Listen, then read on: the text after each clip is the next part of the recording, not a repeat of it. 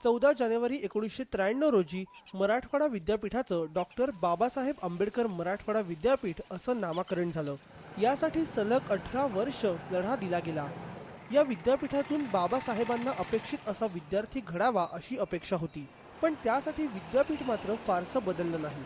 नामविस्तारानंतर जे 15 वर्षाचा जर आपण सखोल जर अभ्यास केला आणि जर सध्याची जर परिस्थिती पाहिली तर 15 वर्षामध्ये ह्या विद्यापीठाला केंद्रीय विद्यापीठाचा दर्जा मिळायला हवा होता। मानसिकता बदलणं खूप गरजेचं आहे। विद्यापीठातल्या कर्मचाऱ्यांची मानसिकता आणि शिक्षकांची मानसिकता सुद्धा बदलण्याची गरज आहे। नामकरणानंतर 16 नवे विभाग सुरू झाले। यातनं विद्यापीठाचा विकास झाल्याचं कुलगुरूंचं म्हणणं आहे। गेल्या 15 वर्षामध्ये या विद्यापीठाने अतिशय चांगली अशा प्रकारची वाटचाल केलेली आहे।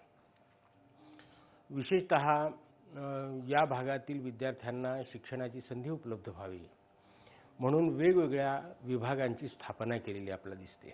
नामविस्तारानंतर विद्यापीठाला अनेकदा निधी मिळाला, त्यातून नव्या पायाभूत सुविधा देण्याचा प्रयत्न झाला, तोही अयशस्वी।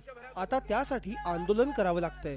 जे अत्याधुनिक तंत्रज्ञानाने थोडीशी पिछाडीवर आहे आपलं विद्यापीठ, तर जर अत्याधुनिक जर झालं तर नक्कीच आपण पुणे मुंबई युनिव्हर्सिटीला मागे पाडू। विद्यापीठामध्ये 40 विभाग कार्यरत आहेत। प्रत्येक ठिकाणी अनेक सुविधा देण्यात आल्या आहेत, पण त्या विद्यार्थ्यांपर्यंत पोहोचल्याच नाहीयेत।